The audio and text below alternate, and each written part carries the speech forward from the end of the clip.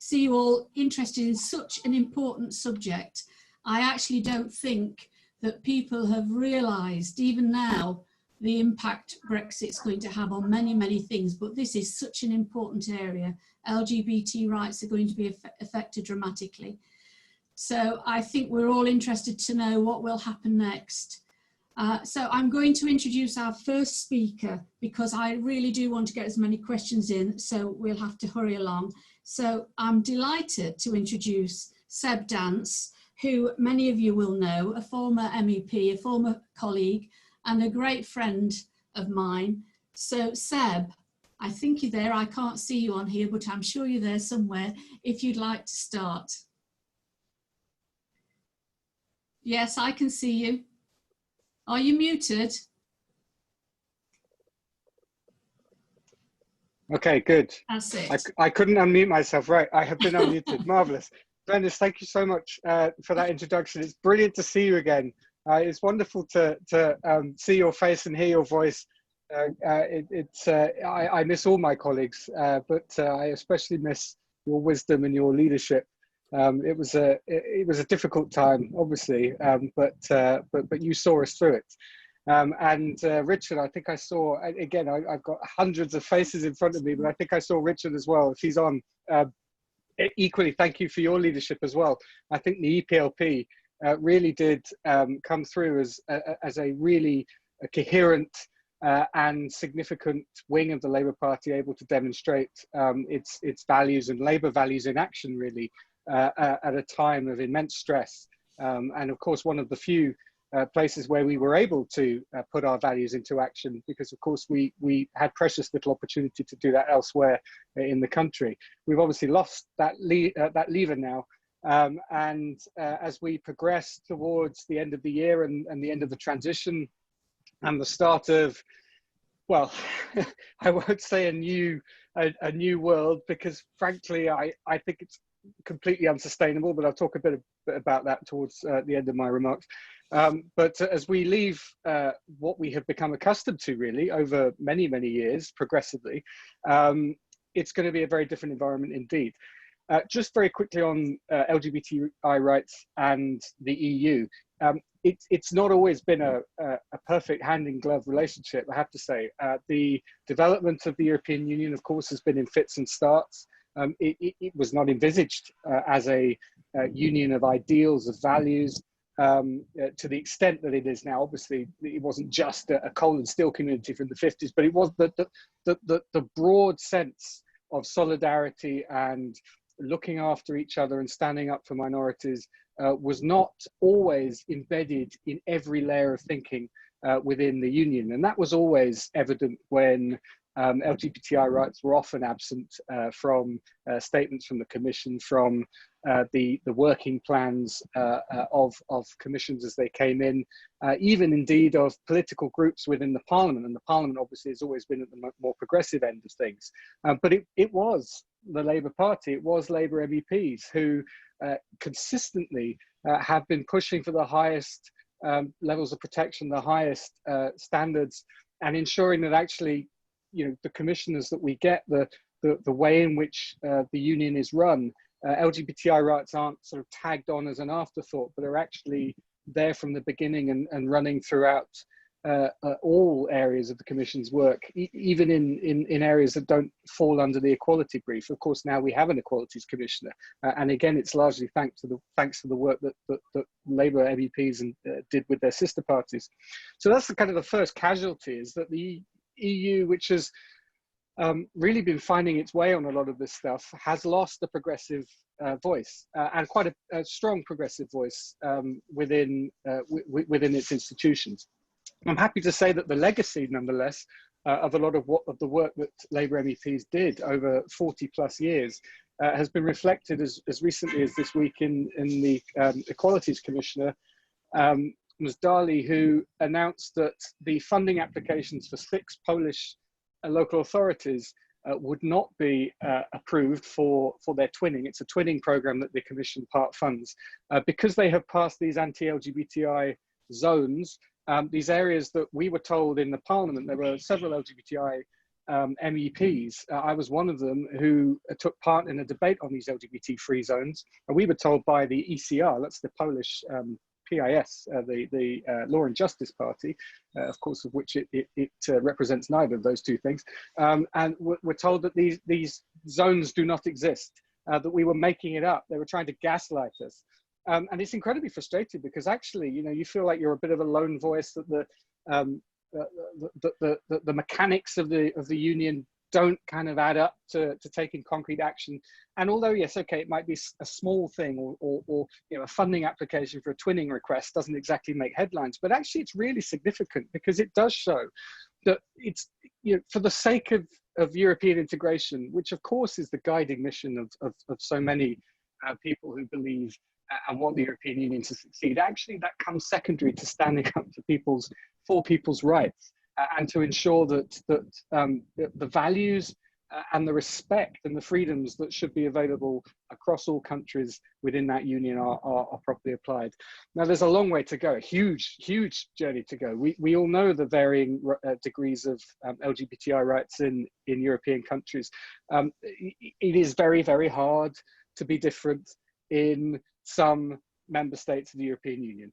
That is as true, of course, as it is within different regions and parts of member states, and indeed, of course, non-member states within Europe and elsewhere.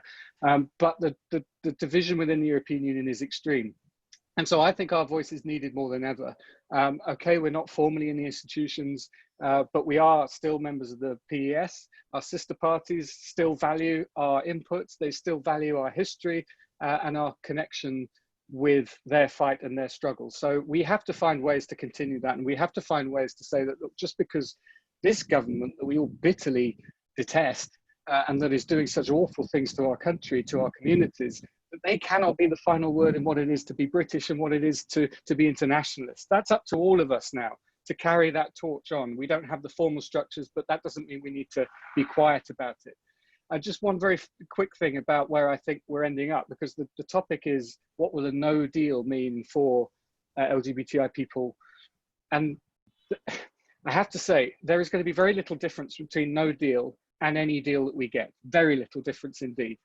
What we are heading for now is, as has been the story throughout this entire sordid process, is something so demonstrably different from what was first envisaged by the Leave campaign. And I have to say, you know, there are people who came up with a vision that they genuinely believed in, but instead of saying, actually, my vision has not come into fruition, they've just kind of melted into the background and allowed the people who knew that this would never come to fruition to take control. And we're going to end up with something that might cover the flow of goods and services and all the rest of it, but it's going to be a very, very, very minimal deal indeed. It's going to be enormous changes to the way in which we interact with our nearest neighbours. It's going to be a huge shock to our businesses. And of course, there's every time there's an economic hit, we've seen this with COVID, we saw this in 2008, every single time there's a hit, it is of course the most vulnerable, the marginalized in society that suffer the most. Those who are less able to fend for themselves, less able to rely on the resources and the networks that sustain the people that currently govern us. That we have to look after each other, because I have to say, I think that the consequences of what is going to be an extremely disruptive and difficult and hard Brexit are going to be felt across communities all over the land. And it's up to us to say that it's the Labour Party that not only understands that it's this lot in power, I'm pointing over Downing Street, but there's over there somewhere, that lot in power are the ones that did this to you. And it's you know, we have to imprint our sense of justice, our sense of what is right, and our sense of internationalism, and make the case that it doesn't have to be this way. And it's going to be a long, difficult journey, but you know, we're the ones who have to make that case. Thank you very much, Webb. Thank you. Okay, right. Our second speaker is Camilla Garfias from Rainbow Rose. She's president of Rainbow Rose. Now, Camilla has to leave at 7:30. So when you see her disappear, don't be too worried, but she has got some personal issues she's got to deal with. So Camilla, if you'd like to start, if someone can unmute. Ah, that's it. I think you're unmuted. Thank you. No, can you unmute Camilla, please?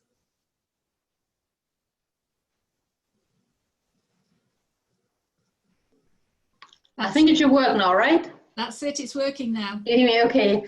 Hello, everyone. Thank you for having invited me. I'm very glad to be joining you. I'm Camilla, as Glenis already said. I'm live here from Vienna, so hope you're doing well. Maybe let me just start with brief words about Rainbow Rose and who we are and what we do. So Rainbow Rose is the European network, the party political European network of socialist, social democratic and Labour parties all over Europe. And we're an associated member of the Party of European Socialists, who was already mentioned by Seb. So we are always also part of the institutional and statutory meetings. So we participate in the presidency, we participate in the coordination team meeting. So I agree with what Seb said, that it is our duty, and it's also Labour's duty, to still work in the statutory meetings that we have, and also pressure our member parties. Because that's something that we've been doing very, very strongly since we know that some of our sister parties in some European countries are not always following what we believe in and are not following our ideological ideas. So we have socialist parties saying that they think that lesbians and gays and transgender people should not have equal rights, then that is very, very important that we speak up and that we do something and act up. And I have known Labour MEPs in the past years that have supported us very much. So I just remember Julie Ward flying with us to Sofia Pride after our party leader there said that she would participate because she doesn't believe in LGBTQ rights. So Julie Ward was one of the first to say, yes, of course, I'm going to join you, I'm going to be there. And so she was the MEP that joined us as Rainbow Rose, flying there, speaking to the activists, to the NGOs, to the organizations, the LGBTQ organizations there, and getting active and being active. So however Brexit's going to be, and however, whether we'll have a no deal Brexit or whether we'll have a deal Brexit, the Labour Party in Britain has always been a strong ally and has had a very strong and important role in the LGBTQ movement. So I believe that you will still be part of this fight. And let me just say that LGBT Labour is one of our most active organizations within Rainbow Rose. So I'm very certain that that's going to continue like that. And I still believe that following what I said, with people joining, in the fight of LGBT Labour, is if Britain's no longer an EU member, you're still going to be a very important partner in every relation, in economic relations, also, politically, whatever. And I think that if we join forces and we pressure our members and socialist and social democratic politicians, we will be strong in that. And I just wanna say again what Seb said, that Helena Dalli now rejected these Polish applications is very, very important, and it's a very important signal from a socialist politician to the LGBTQ community in Poland. And it is also a very important sign that we have an openly gay candidate for presidency in Poland, because that visibility that was supported by all of the socialist and social democratic and Labour parties is very, very important for the community there. So I think that our influence is more than just the possibilities that we have within the European Union, but it is also within all the institutions that we work in. And PES is a very important institution, and I'll be happy to see the Labour representatives be more active and be even pressuring more. Now that they're outside of the European Union, they will have to pressure more on the PES parties that are part of the Union in order to also achieve more within the EU as an outstanding country. Let me just see if I'm missing anything I wanted to tell you. You've got about 30 seconds, Camilla. I've got about, okay. Well, maybe I'll just leave it there then at the moment. I'm very happy to be here with you. Thank you for all the activism, and I'm sure that we're going to be strong allies and partners in the fight for equal rights. And I just want to reinstate again that as Rainbow Rose, you can count on us, and we will not forget that you're part of Europe and you're definitely part of our network. Thank you very much, Camilla. Thank you. That was excellent. Right, our next speaker is Kira Lewis from LGBT Labour. Hiya, hiya, am I muted? Yeah, that should, yes, perfect. Thank you so much for having me. Let's introduce myself quickly. My name's Kira. I'm the co-chair of LGBT Labour for London and the South East. I'm a non-binary person, so I'll be touching a bit on that and then our relationship with Europe and trans rights, and also my interest in Brexit and my focus on that, given I was 16 at the time of the referendum. So really I have been dragged into all of this, coming into voting age and looking on with horror, really. So of course, too much on the worries that we have in terms of Brexit and the fact that it is still being seen by too many people as a purely financial issue, but we know it's not. We know it's going to be affecting our social and our human rights as well.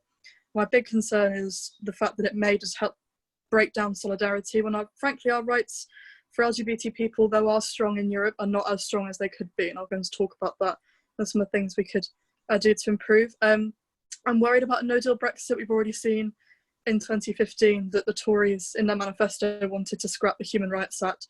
Have started laying down the foundations of removing some of the rights that we have, rolling back. We've seen with GRA reforms and Liz Truss making her statements really recently that actually for the Conservatives, LGBT rights really are up for debate, and that is something that obviously does concern. We can take a look to some European countries and the rights that we need to emanate. Of course, most countries in the European Union have really strong hate speech laws. Most have the right for LGBT people to marry.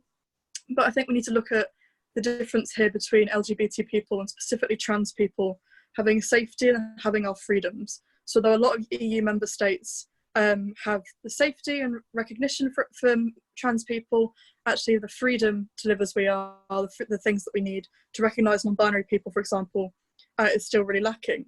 For example, there are quite a few member states who've banned conversion therapy to sexuality, and of course the UK is moving towards that, but only Malta is the only country within the European Union to ban conversion therapy for gender identity. So as trans people, our rights to be safe and free from conversion therapy just aren't there at the moment.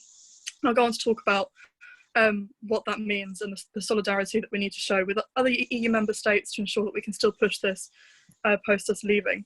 But Malta's strong on many things. For example, you also recognise non-binary people to be parents, recognise non-binary people in law. So whether we're in or outside the EU, looking at Malta going forward in the future under the next Labour government really should be something that we should be taking into consideration.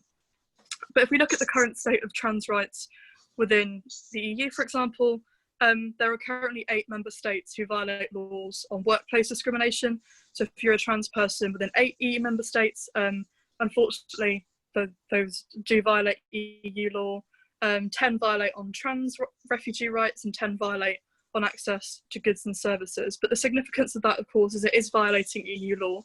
So while a member of the EU, we can still hold our countries to account, go through human rights processes, and it's so important that we have that external force to be able to keep up the pressure to ensure that those member states are laid on when it comes to them violating, and that the other members of the European Union can still hold those to account and push them. And of course, standing with the Party of European Socialists and holding the member states to account on the fact they are violating on trans laws is something that I'm really looking forward for the future to be able to do. Current laws within the UK in terms of our Gender Recognition Act are on the border of violating EU law and recognition for trans people, because we have the bare minimum, and that is obviously now up for threat under this Conservative government. And the fact that we could be losing the main external pressure that we have through the European Union come December is a big worry. So in terms of what we can be doing while still in, obviously making sure that we're holding those member states who are violating EU law to account. Should we leave under a no-deal Brexit? I'm obviously very concerned for the Gender Recognition Act, what it means for trans people, what our future means. But if we do get a deal, and there's obviously a big if on that, I would really like the European Union and the Party of European Socialists to be pushing for at least committing to not rolling back trans rights as part of this deal.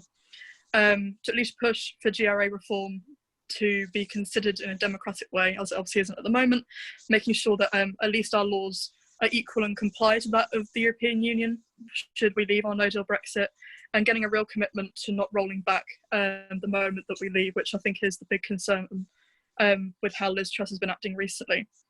So some solutions, so solidarity, seeing what works in terms of what's happening in Malta, how they got to the point that they're at, their relationship with the European Union, which has just been very positive on LGBT rights.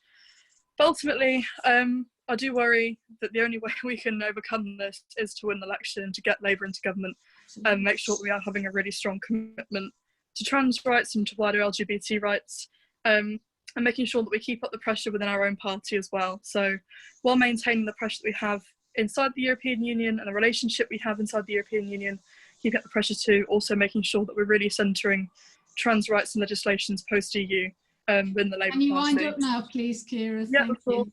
Thank so, you yeah, very much.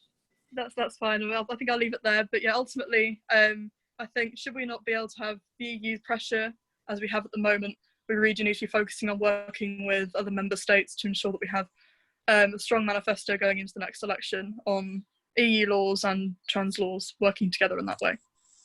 Thank you. Thank you, Kira. I think you raised some really important issues in there.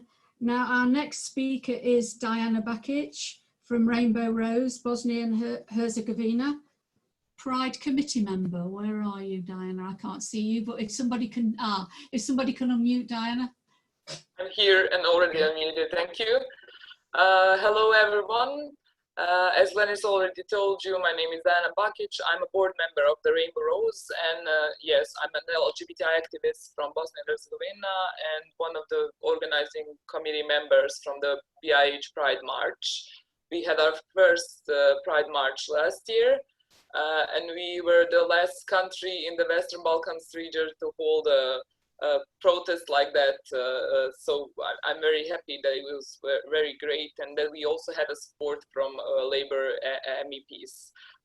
Julie Ward was there, and people from Rainbow Rose was there. So it was very important to have that international solidarity and support in organizing such an event where we demanded to be equally treated by our country.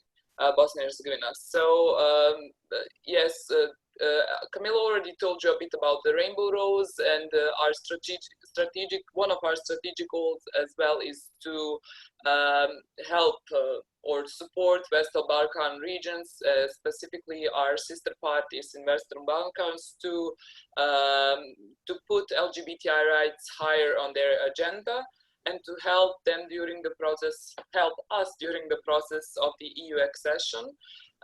So we also have a Western Balkans group in the Rainbow Rose, so making sure that we to achieve those goals, we are except communicating with our sister parties in regions, we are communicating with civil society and LGBT activists there. So it's very important to get the feedback from the people who are working every day on the ground, helping LGBTI people to raise the issues, to raise their voices, demanding the rights. So we are counting, as LGBT activists in the Western Balkans, we are counting very much on the EU accession process in raising the issues and dealing with the LGBTI issues. So EU accession has been a driving force for the change in the recognition of the human rights of LGBTI people through the whole Western Balkan region. LGBTI issues are always a part of the reports, accession reports that we send towards EU. So I can say that this process has been a game changer when it comes to how the states of Western Balkans are dealing with LGBTI issues. So like they are always the part of the recommendation from the European Commission, and LGBTI rights, we are using that as a tool for advocating LGBTI rights. So we are still concerned in Western Balkans that this process is going very slowly. and it's different from country to country depending on who is in the government, even though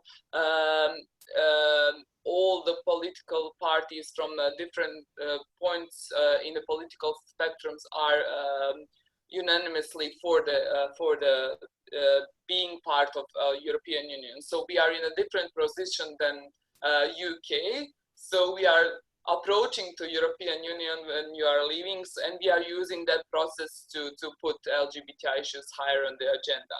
So, but that process is going different in each country depending also who is ruling the country. We saw like 15-20 days ago that Montenegro adopted the same-sex partnership law, and it is because of the work of the DPS, our member party, who is in the government, and it was also the result of the work that Rainbow Rose did with our sister parties in the region and civil society in Montenegro.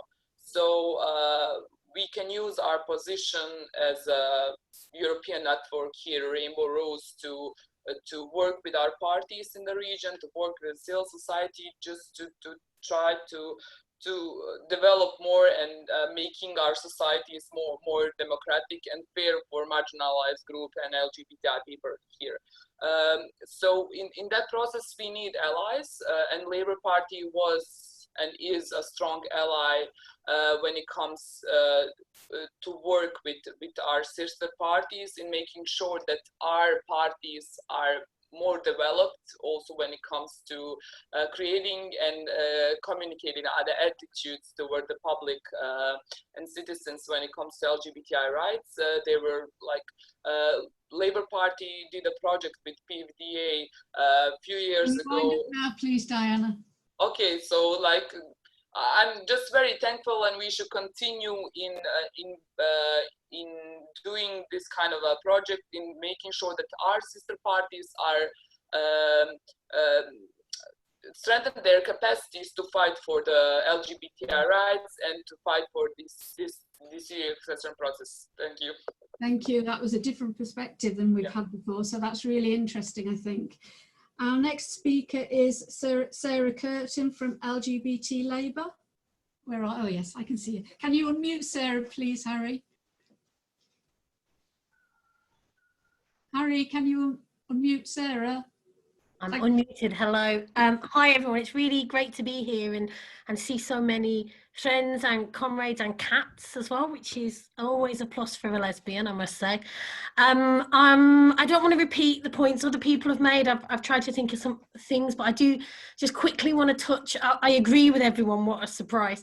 But quickly touch on what Seb was saying about the EU as a lever. I think we've been through quite a traumatic time as a movement and as a country in facing down Brexit. And I think one of the things that sometimes happened is we credited this institution called the EU with our rights and with these things. But what we need to credit is social democratic parties and the Labour Party and our MEPs in particular. I think it's important to note that even at points when our national party hasn't been as progressive, shall we say, Labour MEPs have always been fighting that charge and have been a real force for change, and not just, and I think this is something that it's important to think that we lose, not just in terms of the EU, but making that change in our party as well, by having this kind of group of renegades off doing their thing in Europe. They're also bringing some of that change back to us, and that cyclical movement between our MEPs, our MPs, what our position is within the UK as well is something we stand to lose, and I'm sad about that. But I'd also strike a note of positivity if it's possible. These things have been won by activists, by people, by the Labour Party, and we'll win them again, because I think that the facing down of the horrible attacks on trans rights, not just not progressing forward things that we thought were on our way to, but really clearly seeming to roll that back with tokenistic suggestions that things like conversion therapy will be banned. We would have seen this from this party anyway. This Conservative Party would have been able to do that regardless. And I think what everyone else has said about needing a Labour government is ultimately the answer to all of this. I wanted to touch a little bit on one of the areas I think is a real concern for me, and that's the loss of Erasmus youth funding. I think that we're in such a specific position in Europe with being an island and being somewhat disconnected from our peers across Europe, and youth funding has been fundamental to building solidarity. I think when we look through the European structures, so many people who've moved into European organising got their first experience of Europe. I mean, I didn't even leave this country until an MEP paid for me to go to Brussels. So, and from there I've had a long, not individually I'll add, I went as a group, but I've had a long involvement and engagement with Europe because of that. And many, many years later, I'm still active with Rainbow Rose, who are a great friend to us, as much as they've said we're a great friend to them. And I think working out how we replace that, how we ensure we keep those exchanges going, how we make sure that as British people and people living in Britain, that access to Europe continues, because solidarity is going to become really important, and understanding each other's struggles, it's important anyway, but it's going to become the most important thing moving forward, because unless we can grow that here, unless we can start to break through some of the bricks that have put Brexit in place, we won't elect a Labour government. And if we don't elect a Labour government, we can't rekindle our relationship with Europe in the same way. That's all I've got to say, really. I'm really interested in hearing your questions later on, but thank you very much for having me. Thanks very much, Sarah. Perfectly timed. Right, our final speaker, and then we'll open it up for questions, is someone who lives quite close to me, actually, so I'm delighted he's here. It's Rohit Dasgupta, who's a senior lecturer at Loughborough University, and he's written books on queer studies and both an LME and LGBT Labour executive member. Welcome. Would you like to start, please? Yes. Thanks a lot, Glenis, and thanks everyone. I think I'll start off by saying I absolutely agree with everything that's already been said. And I think one of the important points that was made today was that Britain does not exist in a vacuum. You know, we all are connected, and whatever happens in Europe affects us greatly. The battle for LGBT rights is continuing across Europe. You know, we've had the Hungarian government of Viktor Orban hosting anti-LGBT groups. We've had Lithuania passing laws, and we've, you know, and this year, just a couple of weeks ago, you know, we've had Poland's ruling party, which made the opposition to LGBT rights an election battlefront. And through all of this, you know, a point that's been made by all of my fellow panelists, socialists in the European Parliament have led the fight back, you know, condemning attacks on social equality, as many of their right-wing colleagues just stood idly by, or worse, you know, just doing nothing. So whatever form Brexit takes place, whatever form of it, we do need Labour to continue to take that frontline position in championing LGBT rights in Europe and beyond. So I'll just say a few other things that I wanted to talk about. We know from reports and journal articles that a very sizable number of LGBT people voted to continue our membership in the European Union. And it was actually only a very small LGBT lobby, I can't remember the name, I think it was called Out and Proud for Britain, or some version of that, that opposed it. And you know, it was based on a lot of lies. You know, they said that UK has been at the forefront of equality legislation. And of course, we know that these claims are far from true. For much of the last century, you know, UK law has actually persecuted rather than protected LGBT minorities, a gift they also exported across the Commonwealth, with individuals like me who was born in India criminalized for my sexual identity. And the 1967 Sexual Offences Act was only a limited decriminalization. And you know, it would be amiss for me not to mention, as a local councillor, that Thatcher's government's Section 28, which prevented local authorities from, and I quote, promoting the teaching in any maintained school of the acceptability of homosexuality as a pretended family relationship, was only removed as recently as 2003. And actually, one of the most important sites, you know, of LGBT rights that came was from the change in employment law through the Employment Equality Regulation in 2003, which itself was a result of the Equality Framework Directive from the Court of Justice of the European Union. So it was in some ways the EU directives which set in motion the creation of the EHRC, which harmonized UK's very kind of piecemeal and haphazard equality laws and protection. One final issue to consider, and which is also quite personal to me, is asylum law. the asylum process, as we already know, is not fit for purpose. And in a landmark case in 2010, the Supreme Court in this country ruled that the British government cannot deport gay, lesbian, and bisexual asylum applicants to their country of origin if the only way in which those individuals will avoid persecution is by suppressing their sexual orientation. And while this was quite positive, what it also did was it instituted a much more rigorous assessment process, applying very stringent burdens on those who express, who were LGBT. And this introduction of very strict, what they call credibility tests surrounding sexual orientation resulted in allegations of very, very troubling rights violation. In recent years, however, we know the European Court of Justice took significant steps to counteract this imposition of unfair, undignified, and absolutely inappropriate credibility tests. And the court held that under EU law, LGBT identified individuals cannot be asked sexually explicit questions by immigration officials. And whilst none of these ECG cases specifically addressed the UK, the judgment did have great importance for the practice in this country. And one of my interlocutors, who's also now my friend, Afzal, claimed asylum a couple of years ago. And before this judgment, where he felt really dehumanized with this burden of proof that he was asked to present. His tears, his scars, his harrowing stories of violence was not enough for the immigration officers. And on that occasion, he did manage to gain asylum. But the question remains, how many more Afzals are out there who, with the resurgent climate of anti-migration and anti-progressive values, really, that is being churned as Britishness by a very small minority, is going to push back into danger. And there are, of course, so many other issues which are important to LGBT community, and as rightly pointed out today by other panelists, about trans rights, employment rights, and of course, freedom of movement, which I won't be able to go into today. But I'm going to ask you to wind up, Rohit. Yeah, and just before attending this panel, I was speaking to someone who's very worried about Brexit. So Jacob, who's from Poland, given the situation over there with LGBT people, he no longer feels that as home. And he doesn't want to go back there with his husband. And he moved to London a couple of years ago, and he found London this welcome city. But like many, he was shocked by the Brexit vote. And he says, and I'll just quote this and I'll end. After Windrush, people don't trust this government.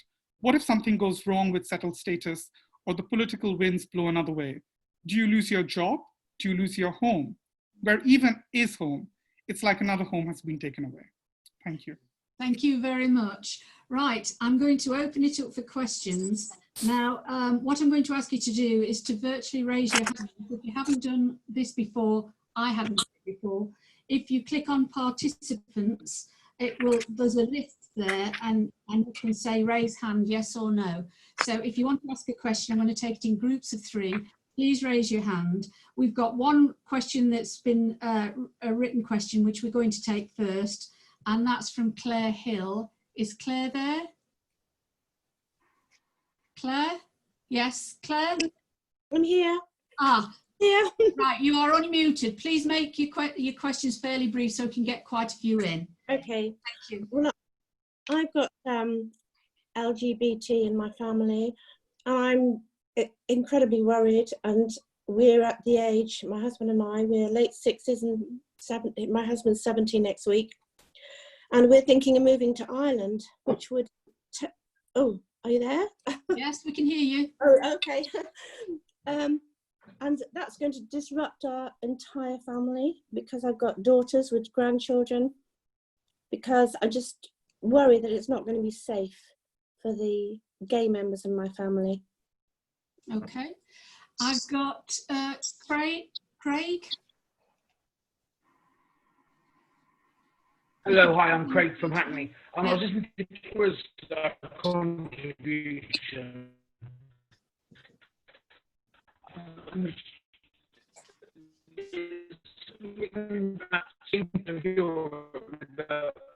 Your pressure on government that might Sorry, I can't.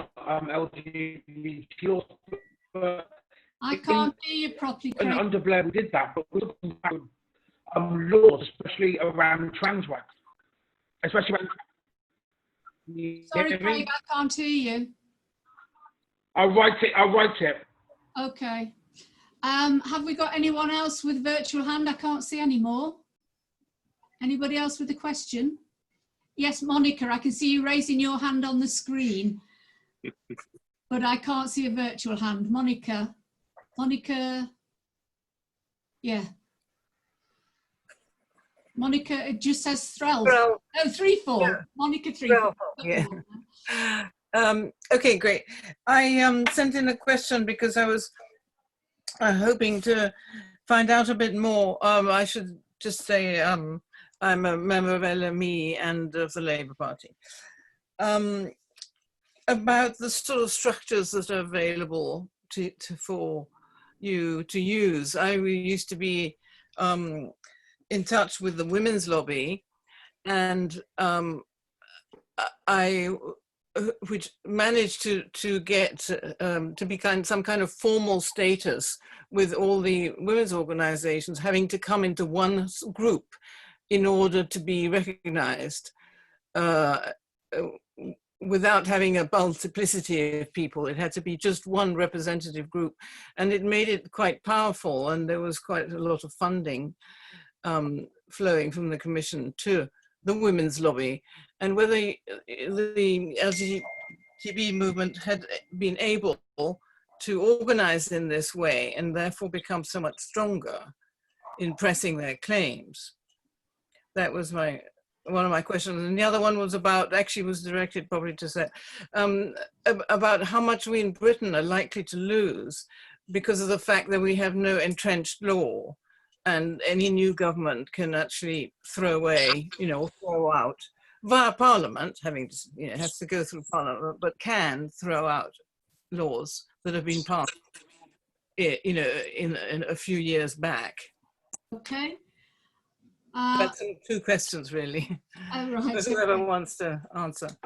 Right, who wants to take that first? Sarah, I can see you. Do you want to take any of those questions? I just saw another question in the chat, but I don't think it was one that was put forward. But certainly to answer Claire's question, it's absolutely understandable. Hi, Claire. It's absolutely understandable that you would worry for your family and worry about them. I think that Brexit both presents, and leaving the EU, which we've done, right, both presents a real threat, and also this kind of existential threat around really what will happen. And I think, as Monica touched on, we don't have that next level to appeal to or to take our struggle to. What I'd say to that, though, is that, it sounds like a stuck record, but it's about solidarity, and it's about us coming together as a community, taking care of each other. And I don't just mean the LGBT community looking after itself. I mean, as socialists, looking after each other and ourselves. And if you're not LGBT, looking after your LGBT community as much as that. I think if it's better for you to move to, I'm Irish, I would move to Ireland too. I think, Ireland's not perfect either in many, many ways, but I certainly wouldn't hold back your own ambitions in life because of that. We have a responsibility together to look after each other in the face of an awful government that is going to be in power for a long time, and we've kind of got to accept that now and get on with it in a way and cry our tears, but get on with fighting it, because if we don't, we're going to be in a much worse position. Okay, now I don't know if any of you have seen Craig's question. It's come up on the group chat because I couldn't hear him. I don't know if the speakers could. And it says, in reality, the EU allows countries who roll back on LGBT rights to get away with it by not doing much with Poland and Hungary. Does any of the speakers want to come in? Shall I say something? That's fine. Yeah, Craig, that's a great question. And it's one of the flaws, if you like, in the makeup of the European Union. It's a club of member states, right? So we talk about European integration and collectivizing our power and our strength and making ourselves so much stronger in the world, and a whole range of issues, not just not just economic, but in actually fighting for values, we're so much better able to do that collectively. However, it's still only with the consent of each and every member state. Qualified majority voting applies in a lot of areas, but it doesn't apply, unfortunately, in cases where countries, as an example, break the rule of law. And we've just seen the recovery fund being discussed in council. And there have been discussions, and there will be discussions, by the way, in the Parliament in the negotiations over ratifying that deal, that will focus on mechanisms to enforce the rule of law. But the reality is we need reform at a European level, and we need to ensure that no country can simply veto any action to impose restrictions on that country's ability to vote, for example, in the European institutions, if they break key tenets of the rule of law. And what is happening in Poland and Hungary is it's simply not acceptable. But you know, it's not the fact of the EU not wanting to, it's the fact of the EU not being able to. And you know, I'm afraid here the answer is, as it often is, we need more Europe. We need more power available in the hands of the institutions to be able to take the action they need to take, because I think if they don't, then it fundamentally undermines the case of the European Union. Glenis, can I say something very quickly about the government, this government? Yes, and don't forget there's Claire's question to answer as well.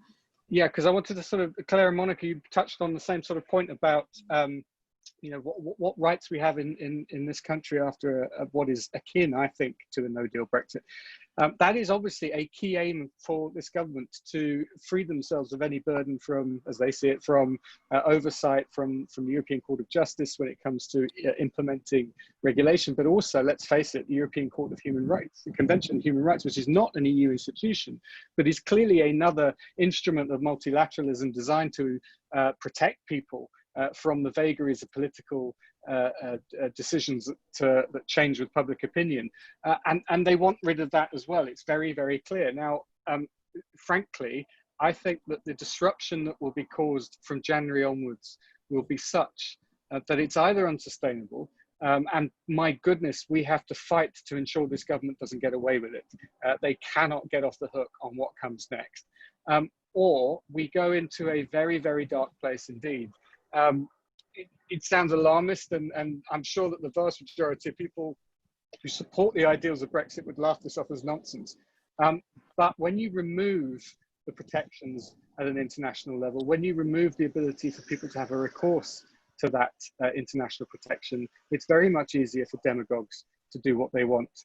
And it's not difficult to see a situation where things get nasty enough for our politics to deteriorate even further than they have already. I'm not saying it's the most likely outcome, but it is a possibility, and we need to be incredibly vigilant because obviously in that scenario, things would get very, very much worse for our community. Thank you, Seb. Diana, Kira, Rohit, do any of you want to come in on this? No? I think it's all been covered. Okay. Yeah. I've got another question from Richard Corbett. It's the only one I can see at the moment. Richard? Can we unmute? Ah, there you are. Hello, Hi. Richard. Nice to see you. Hi. Yeah. It was just to comment that the reason that the EU can, to a degree, intervene in countries that are not respecting these rights is because the Lisbon Treaty laid down that in law, in the fundamental law, the constitution, as it were, of the European Union, the basic treaties, the respect for non-discrimination on grounds of gender, religion,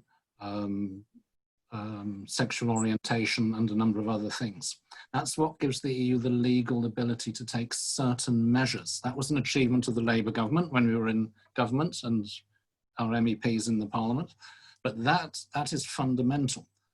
That's what enables the Commission to do what Seb described earlier about the town twinning and cut off funding. That's what enables certain cases to be brought to the Court of Justice, which of course has the power to fine national governments in certain circumstances. The problem is that to take more far-reaching measures, you need a procedure that goes through the Council of Ministers, where you need other governments to agree to go further. And of course, the Hungarian and the Polish governments are protecting each other on different issues, but they prevent sanctions against each other as much as they can. Other governments are sometimes a bit reluctant.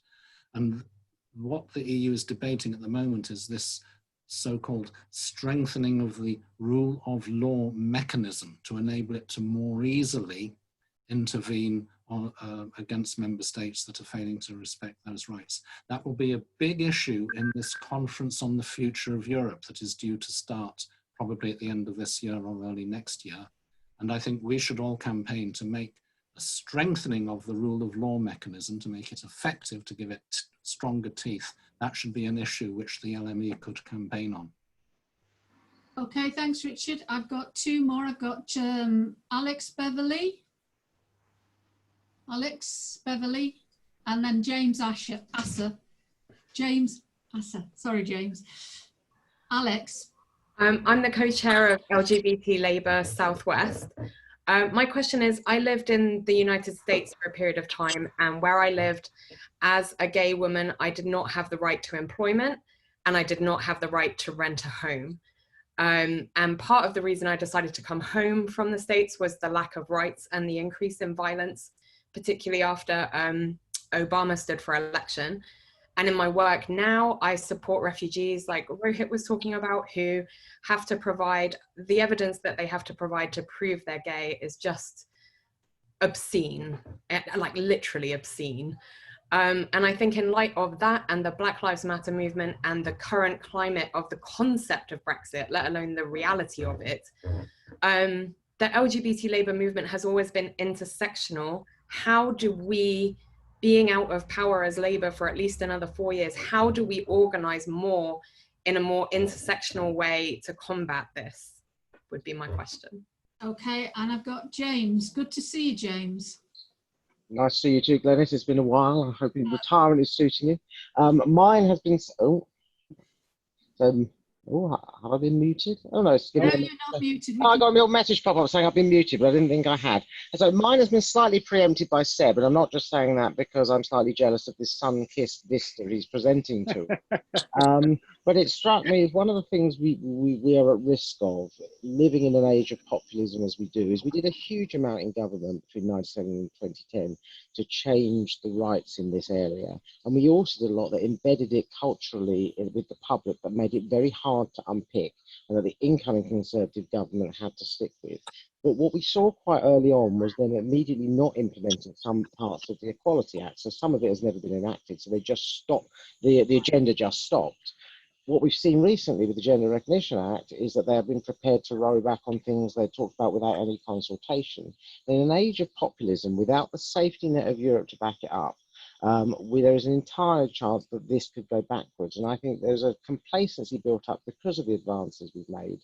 That can't happen. And I think people need to be vigilant if they can. Someone mentioned Section 28. Now that wasn't, as perhaps has been forgotten, a piece of policy that was set in place. What it was a piece of red meat thrown to Tory right-wing backbenchers at a time when Thatcher's government were having difficulties.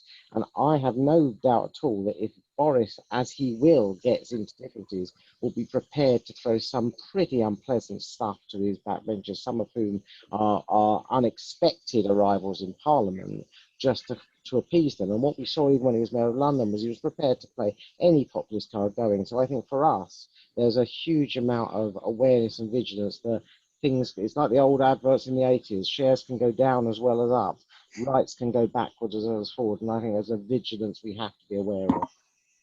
Thanks, James. We had that discussion many times on the National Executive about what it would mean when we had the Brexit vote. You are right. It's got worse rather than better, I think. Right, who wants to take those comments, questions? Which of our speakers want to come in first? Diana, do you want to come in? I'm afraid I cannot comment on the situation specifically aimed to what you are dealing with now in the UK.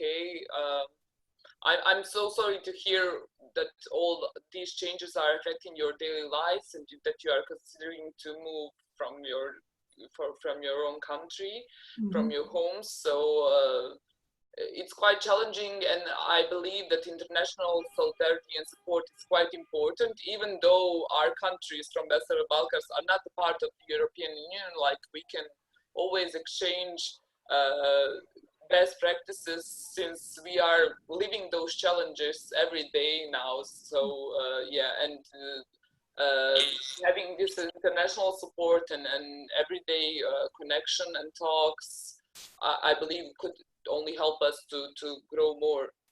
I don't know, I can just send my solidarity and support, since we are not in a position of power in Western Balkans, and we are not in a position of power in European Union. Like, we can just be there for you, advocating for better times. You must also be concerned about Hungary and Poland and some of the things that are happening there, though. But we can certainly, as Camilla already said in early, we can be of help as a international European LGBTI network within the Party of European Socialists. Like, so we can build a movement, and we cannot lose a connection with LGBTI Labour and Labour Party.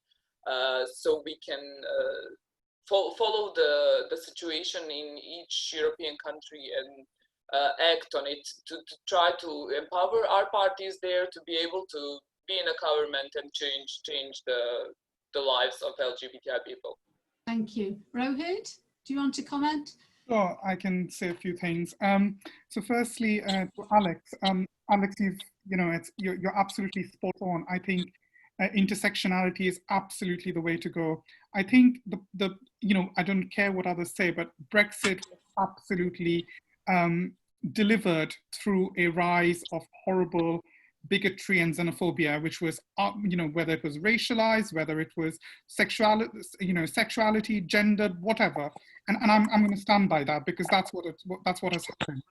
And I think absolutely we need to be building those solidarity movements across. It doesn't matter whether the migrant is coming from Poland, who is coming here through freedom of movement, but is coming here because of being because bigotry that they face because of the sexuality, or whether they're coming from Turkey, or whether they're coming from elsewhere.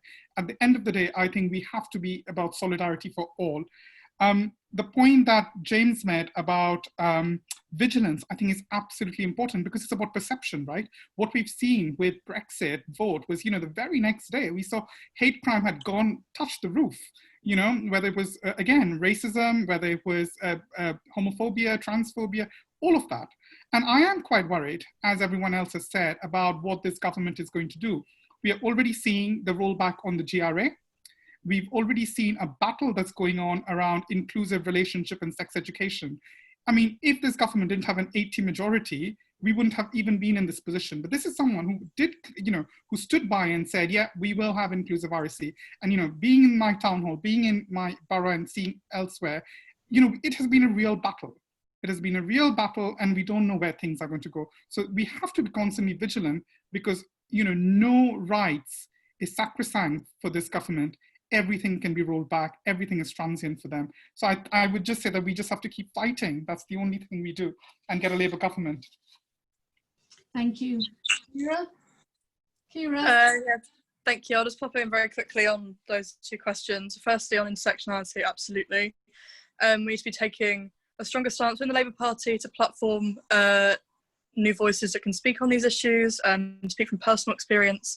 We need to be unapologetic in our defence of trans rights and standing up for the Black Lives Matter movement, taking steps in our structures to encourage people to come forward with a candidacy, to make sure that our CRPs are safer spaces, to be stronger on our complaint system and procedures for people that perpetuate these problems, making sure that as the Labour movement we are strong in our defence of LGBT people and LGBT workers in our workplaces, within our unions.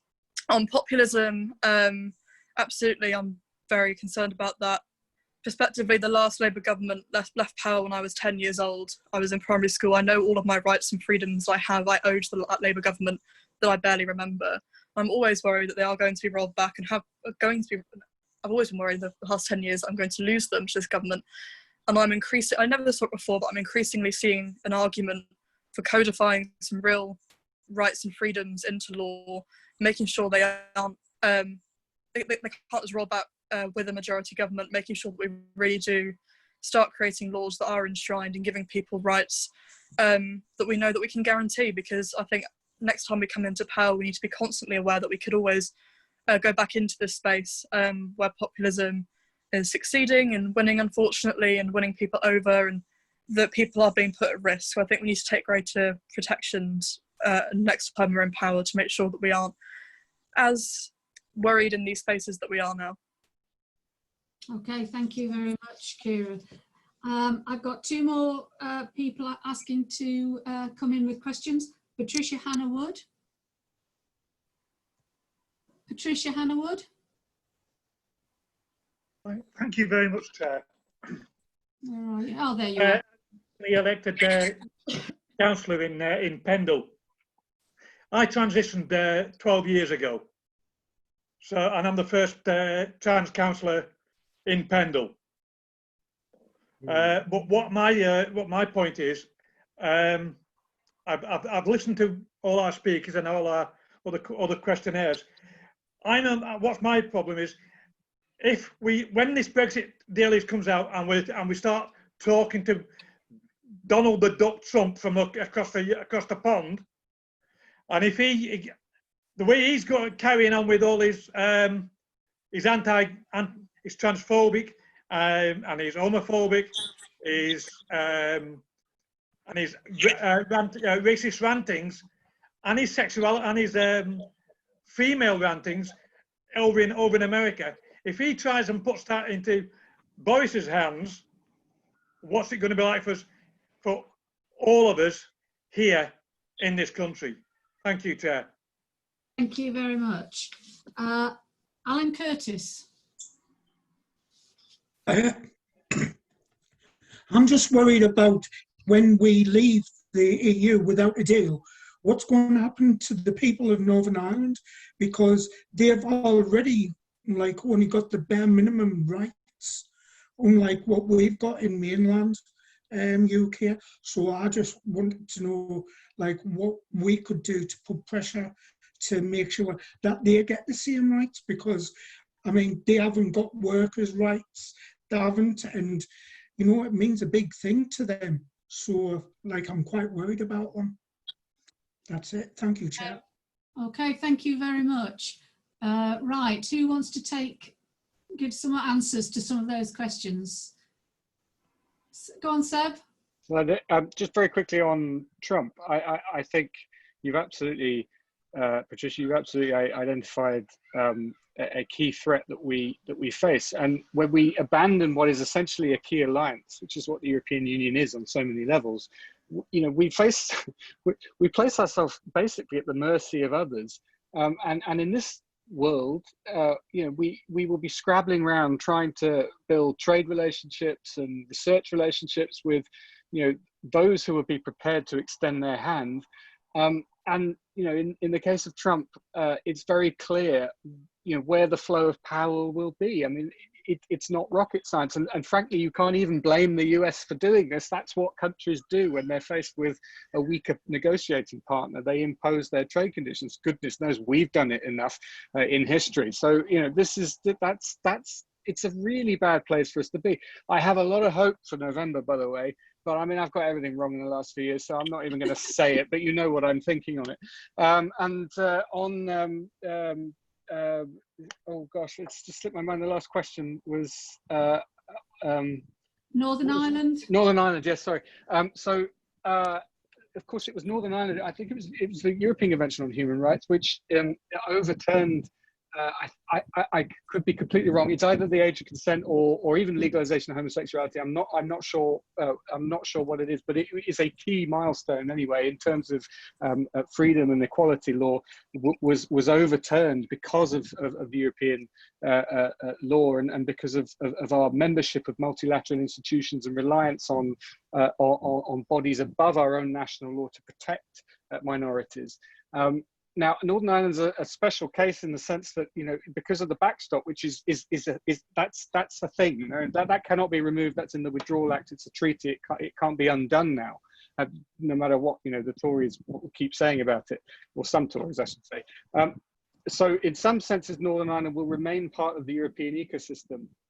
But it obviously creates tensions. It creates tensions in these islands where over the last, since the Good Friday Agreement, and of course the work leading up to it, we've done so much to reduce those tensions, to build, to erase the barriers between us. And now barriers are going back up. It's inevitable. And I think that will do enormous harm to communities in an environment that is incredibly politically charged. I worked there for a couple of years. I understand, the huge value that was placed on removing the checks at the border, and it does Northern Ireland no good to have those checks east-west, just as much as it doesn't have those checks good to have those checks north and south, and that will have implications for communities right across the board. Thank you, Seb. Sarah, did I see you indicate you wanted to come in? Yeah, I mean, Patricia, absolutely. I think when we talk about, it's important when we talk about LGBT lives lived with leaving the EU, that we talk about our rights that are very specific to LGBT, but they can't be disconnected from the bigger picture as well. We live in the world which is going to be absolutely smashed apart by this economic deals that Boris is attempting to get with Trump, and I remain hopeful, but as ever, constantly let down. So we'll see what happens moving forward. And yeah, I think we've got to look at that bigger picture in our struggle. I wanted to touch a bit on what you were saying as well, Alex. We can't over talk about the fact that the Conservatives have an 80-seat majority. We're talking about 30 years more since we've had to organise in this way. We had Labour in power for such a long time, and then governments that we could pick apart a little bit, coalitions that weren't really stable. They've now got a stonking majority and they can pass what they want, and getting anyone to rebel at that level, it's terrifying. I think we've got to think about how we organise. We've got to look at rebuilding, restructuring, building in our communities and bringing people back to us, because without that we're not going to be able to make these changes. And I think the old way of looking at, how do we, someone asked in the chat about has LGBT Labour got a strategy. We're fighting and we're working, but it's not easy, right? It's not like, let's talk to some of these MPs and those, and if we can get 6 people to be rebels, then maybe we can move the discourse here and there. We're in a land where the Conservatives are fully in charge and fully in power, and we've got to rethink the picture. And I think we've got to look back to the 80s almost and look at some of the great wins that Labour activists had regardless. We've got to look at some of the work that was done around the poll tax. We've got to look at the activism against Section 28 that James mentioned before, and look at how we can build a movement again, because without that, we're not going to win anything. And I think that I absolutely agree, Alex. That's got to be intersectional, and it's got to cut across all of our communities and all of our organising, and quickly. Thank you, Sarah. I've got no more questions. Rohit, Kira, Diana, you want to say? Yeah, sorry, can I just come in quickly on? You can. Yeah, sorry, the bit that Sarah mentioned about the question for LGBT Labour in the chat. Absolutely being as proactive as we can be, organising as hard as we can be, but I'd like to sort of point out that especially on things like whether a deal will or won't happen, we don't have access to that information. The government are constantly shifting the goalposts. Same with the Gender Recognition Act. They say they're going to announce things, they say they'll push it back to summer, they leak some things to the Times, they say they're going to make a statement next week and never do. It's a constant battle in trying to understand and what they're going to do next. So actually making sure that strong safeguards are in the next party manifesto is going to be a huge priority, expressing the need to lay down strong rights and reforms. But in the meantime, working very closely with shadow equalities ministers and Marsha Cordova's office to make sure that actually we're really at the forefront of challenging them inside and outside of Parliament. But yeah, it is extremely hard to form a coherent strategy when the government are constantly shifting and frankly lying about the things they're going to announce, to try and create some sort of reaction from us. And we also need to maintain the line between not pushing our communities under the bus in this situation, and also making sure that we are strong in our defence of our rights and freedoms. So it's a very hard line to balance. So yeah, that's that on LGBT Labour at the moment, I suppose. Yeah, thank you. Thank you very much, Kira. Rohit? Yeah, I think I'm going to echo everything that Kira has just said and everyone before me. I think we should not underestimate the battle that we have in front of us. This is a Tory government with an 80 majority, but more than that, this is a government which has absolutely no ideals, nothing. They keep changing their what they want to say from one day to another. So we don't even know what the attack line should be. But much more importantly, I think we need to get our own house in order. We need to make sure that we support this leadership, and we support them, and we make sure that, whether it's in our CLPs, whether it's in LGBT Labour, whether it's all the different socialist societies which can act as lobby groups, which can act in terms of policy making to make sure that the next manifesto that we go in with, we do win that election. So I think that's all we can do as Labour activists. Okay. I've seen that Monica wants to come back in, but we've got people leaving now, Monica, so I think perhaps we should wrap it up. Can I just say thank you to all of our speakers, to Seb, Rohit, Sarah, Kira, Camilla and Dajana. It was an excellent discussion, I think. I also want to thank you for participating. I want to thank the LME for organising the webinar, particularly Harry. Thank you, Harry. Can I just say to people before you go, it's really important that we get a Labour government. We know that, and it's really important that we have strong European links, but we must continue to campaign, and you can help us by joining our organisation, join the LME. Seb and I have recently become patrons of the LME, so we'd urge you to join. Also LGBT Labour and Rainbow Rose. The links are there for you. If we campaign, we can make a difference. We can't make a difference by talking about it just between ourselves. We have to get out there like we always do in Labour, like we always do. And we have to fight for social justice, and we have to campaign for what we believe in. And we believe in many of the issues we've talked about today, and we won't get them, and we won't improve the situation unless we get out there. So please join our organisations. Thank you very much for a good discussion. Normally at this point I'd say safe journey home, but I don't need to at this point. Thank you all very much. Thank you. Good night. Bye. Bye, everybody. Bye-bye. Bye.